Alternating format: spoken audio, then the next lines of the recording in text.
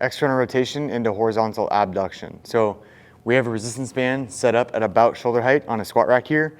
This can be really any type of band. You don't have to have a squat rack. The band can be knotted and put into a door jamb. If you do that, make sure you're always closing the door, giving it a really strong tug to make sure it's not going to come flying out and smack you. But this is my preferred setup. You can also use a cable column if you have access to a cable column at like a commercial gym. A lot of them are too heavy though. They don't go in small enough increments to be able to load the shoulder correctly. So resistance band is going to work best for most people. What we're going to do is we're going to get set up, get a tiny bit of resistance on the band, and my body is slightly behind the anchor point, meaning I don't want to get out in front of where the resistance band is anchored. I want to be behind it.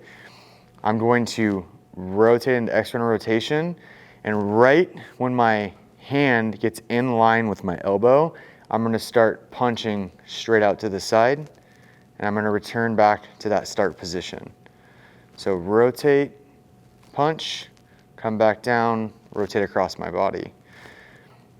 And the reason we're adding that punch is a lot of times when we do external rotation, people will compensate and cheat with their shoulder blade. So when they rotate, they're just squeezing their shoulder blade back toward midline.